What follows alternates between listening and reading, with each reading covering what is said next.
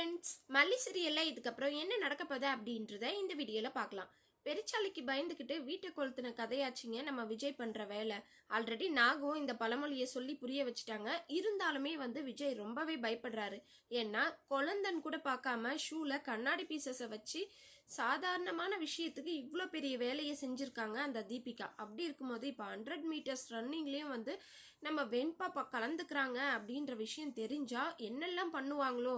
ஏன்னா இருக்கிறது ஒரே ஒரு பொண்ணு, அதுவும் நம்ம ரேணுகாவோட ஞாபகமா பார்த்து பார்த்து வளர்த்துட்டு இருக்காங்க அவங்களுடைய பொண்ணை. அப்படி இருக்கும்போது ஏதாவது ஒன்று ஆனால் என்ன பண்ணுறது அப்படின்னு சொல்லிட்டு விஜய் ஆல்ரெடி எமோஷ்னலாக மல்லிக்கிட்ட ஷேர் பண்ணியிருக்காரு.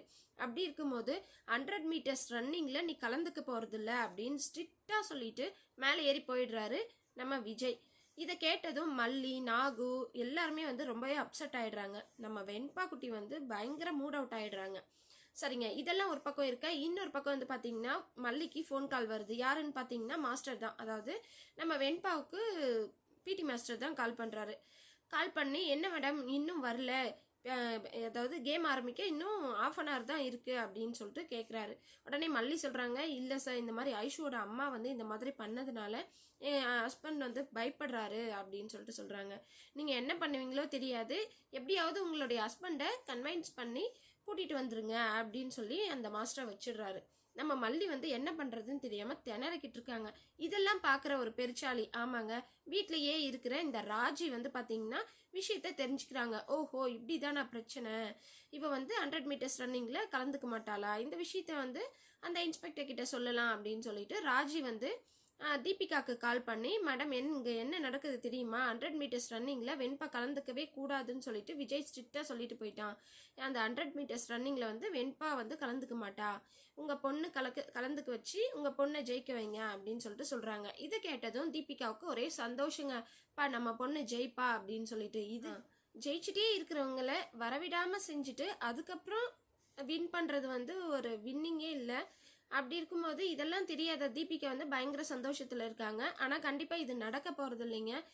இப்போ தீபிகா ஐஷுவை கூட்டிகிட்டு பயங்கர சந்தோஷமாக போகிறாங்க அங்கே வெண்பா வரமாட்டா அப்படின்னு சொல்லிட்டு. ஆனால் கடைசி நேரத்தில் எப்படியாவது நம்ம மல்லி காம்ப்ரமைஸ் பண்ண தான் போகிறாங்க, கன்வின்ஸ் பண்ண தான் போகிறாங்க நம்ம விஜயை. ஏதாச்சும் சொல்லி கண்டிப்பாக வெண்பாவை 100 மீட்டர்ஸ் ரன்னிங்க்கு விஜயே கூட்டிகிட்டு வர மாதிரி ஒரு சூழ்நிலை வரும். விஜய், மல்லி, வெண்பா 3 பேரும் காரில் கிரவுண்டில் இறங்க போகிறாங்க. அதை பார்க்குற தீபிகா பயங்கரமாக ஷாக் ஆகி நிற்க போகிறாங்க. கண்டிப்பாக இது நடக்க தான் போகுது. ஏன்னா வெண்பா வரல அப்படின்னா அது சரியில்லாமல் தாங்க இருக்கும். அதனால கண்டிப்பாக மல்லி வெண்பா மேலே உயிரே வச்சுருக்காங்க. வெண்பா பார்த்தீங்கன்னா ரொம்பவே மூட் அவுட்டில் ரொம்பவே ஃபீல் பண்ணி அழுதுகிட்டு அவங்களுக்கு ஃபிட்ஸ் வர அளவுக்கெல்லாம் போகிறதுக்கும் சான்சஸ் இருக்குது. ஸோ அப்படியெல்லாம் இருக்கும்போது கண்டிப்பாக விஜய் ஒத்துக்காமல் இருக்கவே முடியாது. இந்த மாதிரி ஒரு கட்டத்தில் மல்லி விஜயை கன்வின்ஸ் பண்ணி கூட்டிகிட்டு வரதான் போகிறாங்க. கிரவுண்டில் வெண்பாவையும் மல்லி விஜயையும் பார்த்துட்டு தீபிகா வாயை பொழந்துக்கிட்டு நிற்க போகிறாங்க. இதுதான் நடக்கும்ட்டு நினைக்கிறேன். நீங்கள் என்ன நினைக்கிறீங்கன்னு சொல்லிட்டு மறக்காமல் கமெண்ட் பண்ணுங்கள். இந்த வீடியோ உங்களுக்கு பிடிச்சிருந்தா லைக் பண்ணுங்கள், ஷேர் பண்ணுங்கள், சப்ஸ்கிரைப் பண்ணிக்கோங்க. ஓகே ஃப்ரெண்ட்ஸ், பாய்.